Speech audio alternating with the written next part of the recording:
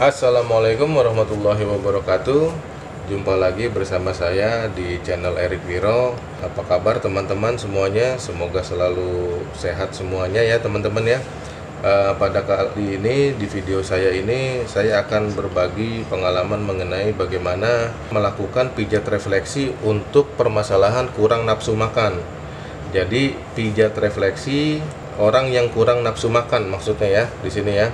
Jadi ini biasanya nih kadang-kadang di anak-anak kayak gitu ya, di anak kecil, di balita. Nah itu biasanya itu kan mereka kadang-kadang kurang suka makan atau kurang nafsu makannya. Nah ini bisa dibantu dengan cara pijat refleksi ya. Oleh karena itu pijat refleksi kurang nafsu makan ini bisa diaplikasikan ke orang tua juga kayak gitu. Jadi bukan hanya ke anak-anak. Oke, sebelum kita mulai, kita lakukan langkah-langkahnya. Ada beberapa tahapan yang harus kita lakukan, yaitu yang pertama adalah sebelum kita memulai, kita lakukan yang namanya peregangan atau pelemasan otot-otot yang ada di telapak kaki maupun yang ada di bagian atas punggung kaki ya. Kenapa? Karena terkadang kita menemukan telapak kaki itu terjadi penebalan atau kapalan gitu, jadi itu keras ya, makanya harus dilemaskan dulu supaya supaya agar bisa maksimal pada saat dilakukannya pemijatan. Nah kita bisa lakukan ini bisa sekitar kurang lebih 2 menit ya. Kalau perlu dicampur minyak kelapa atau hand body itu juga boleh, supaya untuk melemaskan ya teman-teman ya, melemaskan otot-otot yang ada di sini ya. Nah, itu lakukan hal itu sebagai tahapan awal sebelum kita memulai memijat ya. Nah, setelah itu kita lumurkan ini hand body lotion atau minyak olive oil atau minyak kelapa atau juga minyak kelapa atau juga bisa minyak urut ya teman-teman ya. Oke, teman-teman. Nah, hal yang pertama sebelum kita melakukan pemijatan itu adalah kita mengetahui tahapan-tahapan area-area mana saja yang harus kita pijat. Nah, untuk mengetahui daerah-daerah titik refleksi yang ada di telapak kaki, teman-teman bisa juga download di linknya di deskripsi ya teman-teman ya. Saya sudah sediakan. Mudah-mudahan itu juga bisa membantu teman-teman untuk bisa memetakan titik-titik atau area titik refleksi. Nah, yang pertama berdasarkan pengalaman saya ini adalah yang pertama itu adalah kita lakukan untuk penyakit-penyakit yang bukan penyakit kelas berat ya, atau penyakit masih normal, yaitu ginjal, saluran kencing dan kandung kencing. Kenapa? Kenapa ini harus pertama? Karena nanti setelah selesai pemijatan, maka dengan ininya dilakukan pertama kali ini, maka yang kita inginkan adalah agar pengeluaran kotoran yang ada di dalam tubuh kita ini maksimal ya. Oleh karena itu ini harus dilakukan pertama kali. Nah, untuk menentukannya titik ginjal itu kita gampang ya, seperti di video saya sebelumnya, atau teman-teman kalau yang sudah sering nonton bisa skip ya mengenai hal ininya. Nah, tapi untuk yang baru-baru ini bisa jadikan patokan ya. Jadi kita raba daerah sini ya. Nah, ini bila mana ini ketemu di sini ada titik ada tulang, maka ini begini nih sejajar. Nah, ini satu jari lagi naik. Kita putar begini. Nah, dia sejajar antara telunjuk dengan jari tengah ya. Teman-teman ya, ini ya kurang lebih ya. Nah, ini adanya di sini teman-teman. Nah, ini titik ginjal. Nah, setelah titik ginjal, kita tentukan titik saluran kencing. Dia sejajar dengan antara jempol dengan telunjuk ya. Nah, ini adanya di cekungan ini, antara yang di sini ini ada cekungan. Nah, ini di sini ya. Atau enggak dia hampir sejajar dengan ini. Di depannya tulang ini nih, tulang yang ada nongol di sini ya. Nah, kayak gitu. Nah, kalau enggak paling gampang begini saya.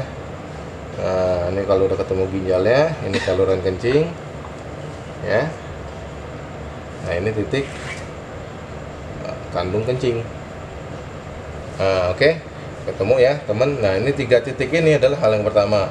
Nah, masing-masing titik ini dipijatnya itu kurang lebih 5-10 menit. Nah, dengan tekanan 2 sampai 1 sampai 2 kilo. Bagaimana caranya untuk menentukan tekanannya? Ya kita pijat aja misalkan di timbangan. Nah, sampai terhitung itu 1 sampai 2 kilo. Maka teman-teman kan sudah bisa mempunyai satu feeling kira-kira kurang lebihnya tekanan itu kayak gimana, ya. Nah, pada saat kita melakukan pemijatan ini, pemijatannya jangan lari-larian di titik pijatnya. Jadi misalkan ini memang titik ginjal, ya daerah sini ya kita pijat begini aja. Bisa pijat seperti ini, bisa juga bisa seperti ini teman-teman, dari atas ke bawah gini. Bisa juga begini ya teman-teman ya, pakai telunjuk ya, atau juga bila mana ininya agak keras, kita bisa menggunakan tongkat pijat, yang baik yang tajam maupun yang agak tumpul ya teman-teman ya. Nah, lakukan hal ini 2 sampai 5 menit. Nah, setelah itu lakukan juga di titik kelenjar kandungan saluran kencing. Nah, saluran kencing ini sama 5 sampai 10 menit, tekanannya 1 sampai 2 kilo teman-teman ya. Sama di sini juga. Nah, ini adalah tahap yang pertama. Tahap yang kedua itu adalah di bagian kepala. Kenapa setelah dari 3 titik ini kita ke kepala? Karena ke kepala itu yang mengatur seluruh fungsi organ yang ada di dalam tubuh kita. Nah, dalam hal ini untuk mengatasi pijat refleksi kurang nafsu makan, itu yang kita pijat adalah saraf trigeminus teman-teman. Nah, saraf trigeminus itu ada di sekitar di jempol ya teman-teman ya. Itu ada di jempol, cuman ini adanya di bagian sebelah sini teman-teman, di sisi sini teman-teman, di sisi samping jempol ya. Jadi kalau kita lihat tuh di gambar tuh ntar tuh ada tuh nyempil di sini nih, sekitar segini ya. Nah, ini di sini ya, sekitar sini nih, samping, pokoknya sisi dalam ya, saraf trigeminus itu ya. Nah, itu kita pencet kurang lebih tekanannya itu 1 kilo aja teman-teman, karena kalau untuk yang di daerah kepala ini jangan terlalu keras, takutnya nanti malah cedera ya teman-teman ya, sarafnya, sistem sarafnya ya. Makanya kita pencet seperti ini ya teman-teman ya, kita pencet 5 sampai 10 menit boleh. Nah, ini untuk untuk fungsinya banyak ini saraf trigeminus, karena untuk panca indera nih teman-teman. Jadi untuk pengecapan, untuk rasa ya, ini juga kaitannya dengan kurang nafsu makan tuh seperti itu. Nah, kemudian serabut saraf lambung teman-teman.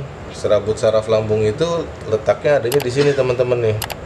Jadi dia posisinya itu persis di atasnya ginjal, adrenal, dan anak ginjal ya. Nah, posisinya ini rata dengan jari telunjuk. Nanti teman-teman itu bisa lihat itu kurang lebih di sini teman-teman nih. Nah, ya. Nah, ini serabut saraf lambung ini adalah saraf-saraf yang ada di dalam lambung yang mengatur asam lambung, kadar asam lambung ya. Kadang-kadang tuh orang nggak nafsu makan karena asam lambungnya itu tinggi, kadar asam lambungnya tinggi ya. Nah, ini bisa kita atur, dan juga ini juga sebagai tenaga ya teman-teman ya. Ini ada juga orang yang menyebutnya kelenjar solar plexus. Solar plexus itu adalah sebagai pusatnya tenaga. Jadi kalau orang yang suka gampang lesu, lemah, letih, nah ini sering-sering pijat daerah kelenjar ini, serabut saraf lambung ya teman-teman ya. Nah, kemudian itu usus 12 jari dan pankreas dan lambung teman-teman. Jadi tadi setelah dari daerah pala itu daerah metabolisme yang kita pencet nih ya, yaitu serabut saraf lambung ya teman-teman ya. Ini nentuinnya gampang, ini begini ya, kita tekuk begini nih, ada yang nongol nih. Nah, ini persis di bawah tulang yang ini ya, tulang yang sisi sini nih. Nah, ini bila terasa kalau ada kotoran itu kayak ada pasirnya. Nah, cari di daerah yang paling nyeri pada saat teman-teman, atau paling sakit pada saat Anda mencet ya. Terus juga ini lakukan sama 5 sampai 10 menit, lakukan pemijatannya, kemudian 1 sampai 2 kilo tekanannya ya. Nah, kemudian di sini adalah pankreas dan usus 12 jari. Nah, ini sebenarnya nih dua ini nih bertumpuk gitu loh. Posisinya tuh dia tuh bertumpuk. Jadi posisinya ini apa tuh 12 jari begini. Nah, 12 jarinya seperti ini tuh. Nah, ini pankreasnya menumpuk begini depannya. Nah, ini sejajar dengan lambung ya, apa dengan ginjal ya teman-teman ya. Nah, jadi biasanya saya langsung aja pencet dua-duanya supaya efektif. Nah, jadi juga supaya hemat waktu juga. Ini pijatannya tekanannya 1-2 kilo, 5-10 menit. Jangan lupa selalu gunakan hand body setiap kita mau memijat di titik-titik refleksi ya, agar tidak terjadi lecet. Ya. Nah, ini setelah pankreas dan pankreas dan 12 jari ini, maka kita ke usus besar transversus teman-teman. Nah, usus besar transversus ini adanya posisinya di bawah ginjal teman-teman. Nah, ini posisinya itu tuh dia tuh dari sini teman-teman, di bawah pankreas. Nah, dia begini nih. Nah, ini ada yang turun. Nah, ini begini. Nah, ini cuma segini aja nih areanya, dari sini sampai sini. Nah, karena ini panjang, kita pijatnya juga sama. Kita pijat begini aja langsung ya teman-teman ya, kita pijat begini, kita urut aja. Nah, kalau misalkan ada yang sakit, paling sakit, nah itulah mungkin letak yang paling nyeri ya, berarti paling kotor. Jadi kotorannya tuh numpuk di situ. Kadang bila kita menemukan hal tersebut, misalkan kita ketemu ada yang terasa seperti benjolan kecil atau pasir, nah itu kita luruhkan aja, kita pencet aja terus sampai dia itu lama-lama hancur ya. Nah, seperti itu teman-teman. Nah, oke. Setelah ini teman-teman, kita lari ke kandung empedu teman-teman. Jadi lakukan hal yang sama juga di daerah kaki kiri ini, tetapi tambahannya adalah kandung empedu. Nanti saya akan kasih tahu teman-teman ya, kandung empedu ya. Jadi kita selesaikan dulu sistemnya. Jadi yang pertama itu tadi ginjal, saluran kencing, kandung kencing, terus daerah kepala ya, kemudian daerah metabolisme yang ketiga. Nah, yang ketiga sistem kelenjar teman-teman. Nah, sistem kelenjar ini teman-teman, ini adalah kelenjar getah bening teman-teman. Nah, jadi ini kalau kelenjar getah bening ini antara tulang jempol dengan tulang ini teman-teman ya. Jadi sistem kelenjar getah bening teman-teman itu adalah di antara tulang jempol dengan tulang telunjuk. Nah, ini adanya posisinya di sini teman-teman. Nah, biasanya selebar ini nih teman-teman. Nah, ini sisi ini adalah leher dari sini ya. Nah, ini kita pencet. Pencetnya gimana? Kita pijat dari bawah ke atas. Dan jangan lupa untuk daerah punggung kaki ini sering-sering kasih minyak hand body. Nah, ini adalah daerah kelenjar getah bening bagian dada teman-teman. Nah, kemudian yang kita lakukan itu adalah di sini teman-teman, kelenjar getah bening bagian perut teman-teman ya.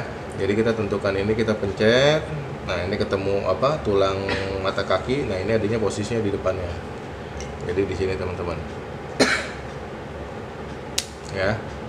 Nah, ini posisi mata kaki depannya ya, kelenjar getah bening bagian perut ya. Ini kebetulan pasiennya lagi batuk nih teman-teman, maaf ya. Nah, ini juga ada yang di sini nih, kelenjar getah bening bagian atas ya, bagian atas ini ada di daerah sini. Ini lakukan juga 5-10 menit dari bawah ke atas. Jangan lupa pakai hand body. Itu penting teman-teman. Kenapa saya sering ulang-ulang hal ini, karena banyak sekali setelah dipijat itu banyak yang bilang sama saya, kok habis dipijat kok itu saya pada melenting-melenting kulit bagian atas yang kelenjar. Ya, saya bilang itu mungkin dikarenakan kurang hand body atau kurang minyak urut, seperti itu. Nah, ini bagian kelenjar juga bagian atas ya teman-teman, di daerah sini ya. Jadi di depannya mata kaki dan tulang, di sini ada tulang di sini, dan di sini ada mata kaki depannya. Nah, ini begini. Nah, itu dari bawah ke atas.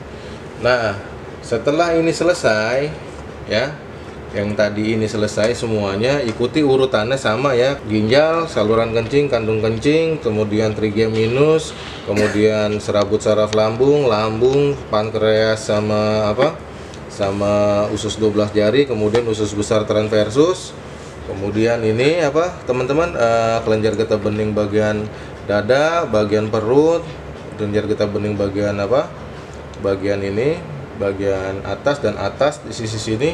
Nah, lakukan juga hal yang sama di kaki kanan. Nah, perbedaannya tadi ada tambahan, selain itu ada tambahan yang namanya kelenjar empedu. Nah, untuk kelenjar empedu ini tadi saya udah gambarin duluan ya teman-teman ya. Jadi ini titik ginjal. Nah, dia posisinya ada persis di samping titik ginjal, naik ke atas sedikit. Nah, yang besar ini ya, yang besar ini adalah titik liver teman-teman ya, titik liver ya.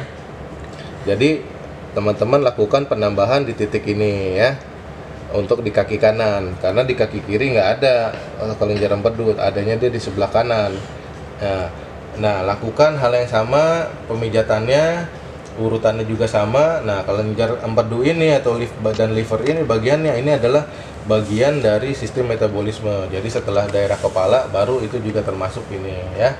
Oke, teman-teman, itu adalah titik-titik yang harus kita pijat pada saat kita melakukan pijat refleksi untuk mengatasi kurang nafsu makan ya. Jadi pijat refleksi kurang nafsu makan. Nah, semoga teman-teman video saya ini bermanfaat teman-teman. Nah, yang perlu harus diketahui teman-teman adalah setelah kita lakukan pemijatan, maka yang harus dilakukan adalah berikan minum kepada pasiennya. Karena apa? Karena agar bisa supaya lebih melancarkan peredaran darahnya. Karena setelah dipijat biasanya orang yang dipijat itu kecapean, makanya dikasih air putih hangat atau teh manis hangat ya. Air putihnya bisa 2-3 gelas ya.